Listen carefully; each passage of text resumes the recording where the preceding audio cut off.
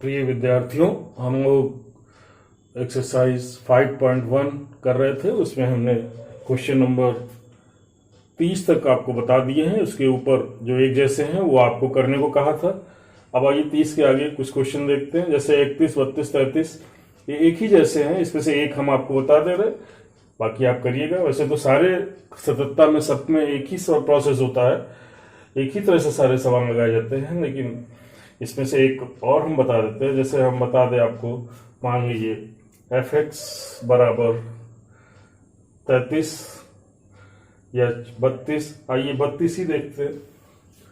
32 exercise 5.1 दिया है। Prove that F x बराबर मॉड ऑफ कॉस एक्स एक सतत फलन है।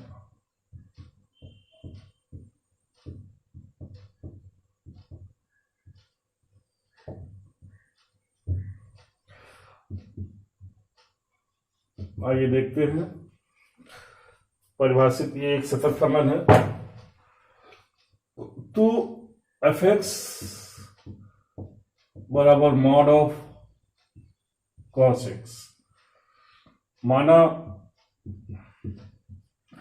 x is the element of r। r जो है ये इसका प्रांत है, cos x का प्रांत है। x की बजाय हम यहां c मान लेते हैं, कोई c, that is the element of r। तो कोई बिंदु है,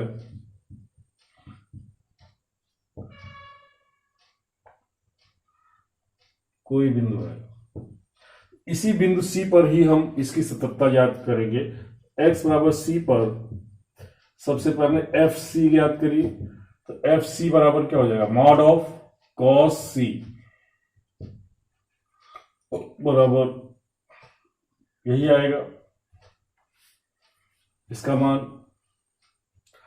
अब सी की वैल्यू के हिसाब से ये जो भी आएगा बाहर पॉजिटिव ही आएगी, इसकी वैल्यू धनात्मक ही आएगी। और इसी पर लेफ्ट हैंड लिमिट ज्ञात करिए। लेफ्ट हैंड लिमिट बराबर x approaching to c minus f x, और यहां लिमिट h अप्रोचिंग टू 0 और f c माइनस h, और यहां c माइनस h रख दो। तो क्या हो जाएगा, limit h approaching to 0 mod of cos c minus h, या h बराबर 0 रख देंगे तो क्या हो जाएगा, mod of cos c minus 0 बराबर मॉड ऑफ कॉस c। ये लेफ्ट हैंड लिमिट आ गई। अब ऐसे ही राइट हैंड लिमिट ज्ञात करेंगे। राइट हैंड लिमिट बराबर limit x approaching to c plus f x, या limit h approaching to 0 f c plus h, और c प्लस एच यहां रख दीजिए। क्या आ जाएगा, limit h approaching to 0 mod of cos c plus h, और h की जगह 0 रख देंगे तो कॉस c प्लस 0 बराबर ये क्या आ जाएगा, मॉड ऑफ कॉस सी। तो आप देख रहे हैं लेफ्ट हैंड लिमिट और राइट हैंड लिमिट और फंक्शन की वैल्यू तीनों बराबर है। स्पष्ट है, क्या स्पष्ट है कि फंक्शन की वैल्यू एफ सी बराबर लेफ्ट हैंड लिमिट बराबर राइट हैंड लिमिट। अतः एफ एक्स बराबर मॉड ऑफ कॉस एक्स सभी बिंदुओं पर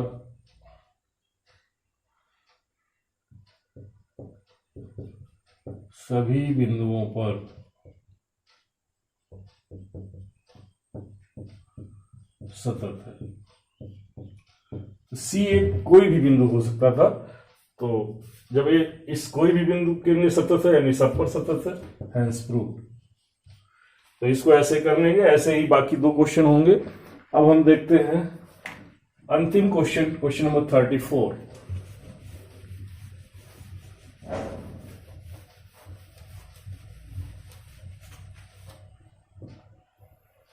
क्वेश्चन नंबर 34 है f(x) बराबर प्रश्नानुसार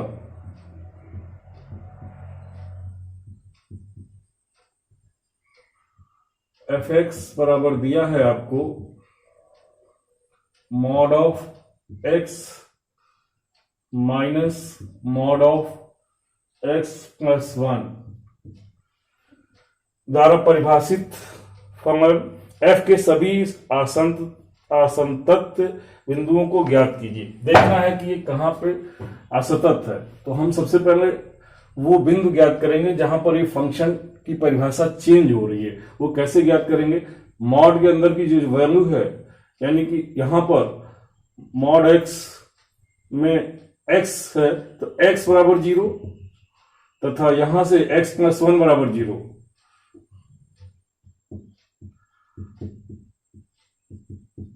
तो यहां से क्या आ जाएगा? x बराबर -1। तो 0 और -1 पर ये फंक्शन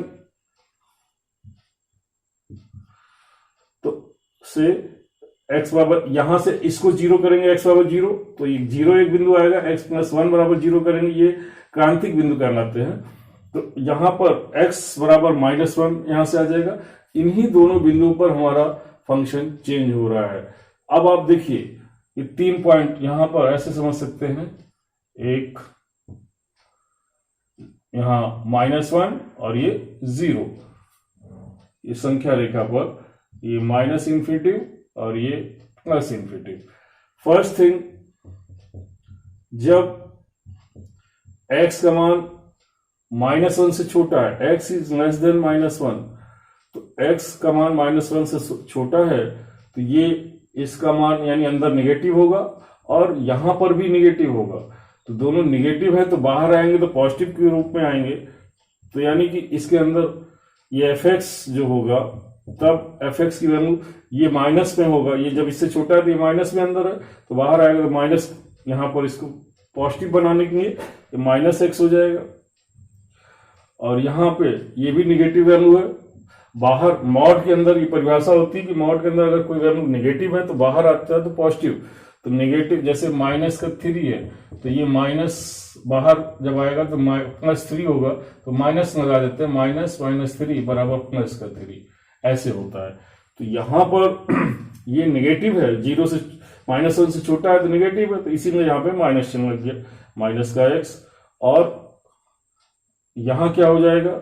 ये माइनस आपका है और अंदर भी माइनस है, और चूंकि ये माइनस की वैल्यू है तो बाहर आएगी पॉजिटिव के रूप में, तो माइनस लगा करके, तो यानी माइनस फिर माइनस, ये प्लस हो जाएगा, +x प्लस 1, x से x कट जाएगा, f(x) बराबर 1, ये आ गया। इसको लेस देन और इक्वल टू। और इन द सेकेंड केस, जब x का मान लीजिए आपका -1 और 0 के बीच में है, -1 और 0 के बीच में, तब f(x) क्या होगा? -1 से छोटा और 0 से छोटा है, तो 0 से छोटा यानी कि नेगेटिव मीन्स ये नेगेटिव होगा। तो यहां पर ये वैल्यू जब बाहर आएगी, x बाहर आएगा तो माइनस के रूप में, -x, और ये अंदर की वैल्यू 0 से छोटा है लेकिन -1 से बड़ा है। तो इसमें से घटाएंगे, जब आप -1 से बड़ा 1 बेस से ये घट जाएगा तो ये अंदर पॉजिटिव रहेगा। तो ये पॉजिटिव है तो ये पॉजिटिव है, तो यहाँ पे कोई चिन्ह ये इसी रूप में बाहर आएगा, यानी x प्लस 1 है तो x प्लस 1, क्योंकि यहां पर जब वैल्यू आप इसके बीच का मान रखोगे तो ये मान पॉजिटिव होगा, और ये पॉजिटिव है तो इसी रूप में x प्लस 1 के रूप में बाहर आएगा, यानी माइनस का x प्लस 1 करेंगे तो ये माइनस का x और माइनस का 1 ऐसे हो जाएगा, दैट इज इक्वल टू हो जाएगा -2x - 1, ये आ जाएगा। और तीसरा case, in the third case, जब आपका x का मान ग्रेटर देन और इक्वल टू 0 है, 0 से बड़ा है तो ये भी पॉजिटिव, ये भी पॉजिटिव, तो आपका मान तब f(x) का मान क्या हो जाएगा, तब x पॉजिटिव और ये भी पॉजिटिव, तो ये दोनों बाहर जब आएंगे मॉड के तो ये भी पॉजिटिव के रूप में और ये भी पॉजिटिव के रूप में, तो ये कितना हो जाएगा, मॉड x का मान x होगा और मॉड x प्लस 1 का मान क्या होगा, x प्लस 1, तो ये माइनस x प्लस 1 करेंगे तो ये माइनस के रूप में आएगा, तो यहां पे ये x और x से कट जाएगा, ये कितना आ जाएगा, दैट इज f(x) बराबर -1। तो फंक्शन कैसे परिभाषित हो गया, f(x) बराबर ये आ गया, सबसे पहले 1 कब, जब x का मान लेस देन और इक्वल टू -1, और -2x -1 जब x का मान -1 और -1 और 0 के बीच में है, और ये -1 होगा जब x का मान 0 से बड़ा या बराबर है। ये फंक्शन आ गया। अब हमें इसकी असततता ज्ञात करनी है कि कहां कहां असतत है। तो आप देखिए फंक्शन की असततता हमेशा उन बिंदुओं पर ज्ञात करते हैं जहां पे फंक्शन की परिभाषा चेंज हो रही हो। तो फंक्शन की परिभाषा -1 और 0 पे चेंज हो रही है, बाकी अन्य देखिए, और बाकी -1 से छोटे के लिए ये अचर फंक्शन है, वो अचर फंक्शन सतत होता है। 1 और 0, -1 और 0 के बीच के लिए ये एक बहुपदीय फंक्शन है, तो इसके बीच के लिए भी सतत होगा, और 0 से बड़े के लिए भी ये अचर फंक्शन है, तो अचर फंक्शन सतत होता है। सिर्फ कहां कहां ज्ञात करना है, ये -1 और 0 पे। तो सबसे पहले x बराबर -1 पर हम ज्ञात करेंगे। आइए, तो f -1 बराबर इस फंक्शन की वैल्यू -1 पे 1 ये आ गई, और लेफ्ट हैंड लिमिट ज्ञात करिए। लेफ्ट हैंड लिमिट आपका, इसको हटा दो, लेफ्ट हैंड लिमिट आपका ये है, ये -1 से छोटी के लिए फंक्शन ये है, तो लेफ्ट हैंड लिमिट बराबर लिमिट x अप्रोचिंग टू -1 की पावर माइनस f(x) या limit h approaching to 0 f -1 -h। यहां पर -1 से छोटे के लिए कौन सा फंक्शन है, तो इसके लिए ये है, तो यहाँ 1 है, या x है ही नहीं कि यहाँ इसको रखा जा सके, तो इसका अचर राशि 1 है, तो ये 1 आ जाएगा। This is limit h approaching to 0, यहाँ 1 बराबर 1, तो लेफ्ट हैंड लिमिट क्या आ गया, 1।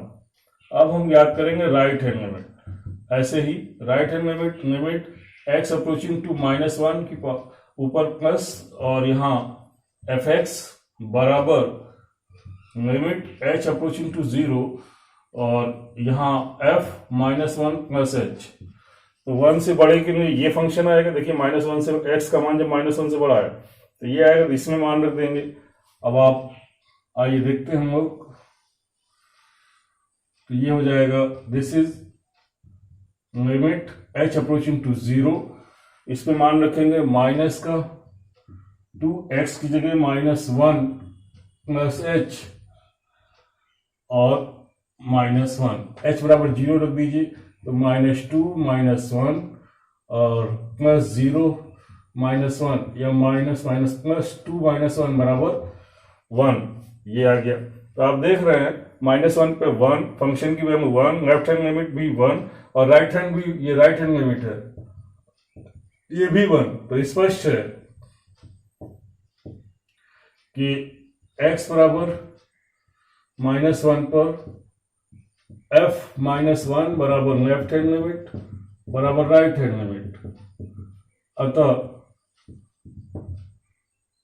x बराबर -1 पर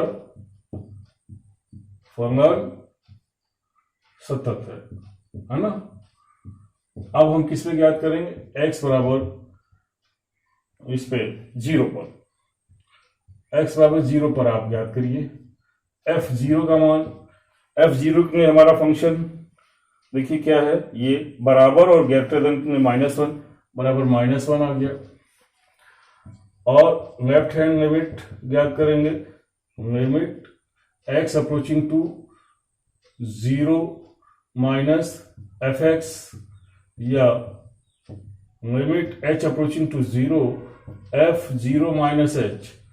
और यहां 0 से छोटे के लिए कौन सा फंक्शन है, ये ऊपर वाला जब ये है तो यहां पर मान रखेंगे लिमिट h अप्रोचिंग टू 0 और यहां -2 0 माइनस h और माइनस का 1, तो यहां h बराबर 0 रख दीजिए, तो ये क्या हो जाएगा, ये 0 हो जाएगा। -2 0 माइनस 0 माइनस 1, तो 0 यहां आएगा, तो 0 माइनस 1 बराबर -1।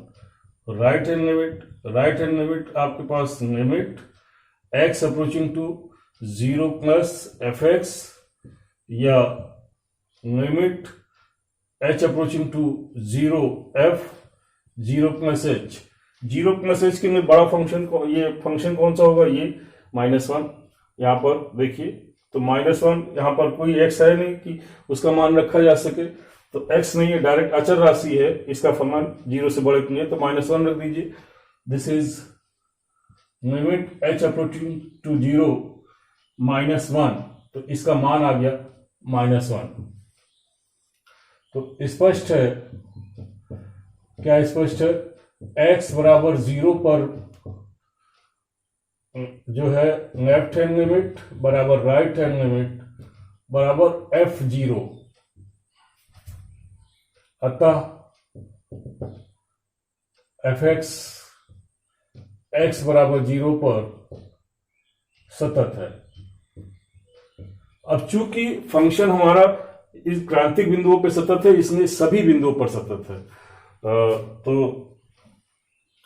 चूंकि f(x) जो है ये बता ही चुके हैं कि यहां क्यों सतत है, इससे कम और इसके बीच में और इससे बड़े में क्यों सतत है, क्योंकि इससे -1 से छोटे में अचर राशि है इसमें सतत है, इसके बीच में ये बहुपदीय फलन है इसमें सतत है, और ये x इज ग्रेटर देन 0 इसके लिए भी अचर राशि है, तो अचर फलन सतत होते हैं, ये भी सतत है। अतः हम कह सकते हैं कि f(x) तब हम कह सकते हैं f(x) जो है सभी बिंदुओं पर सतत है।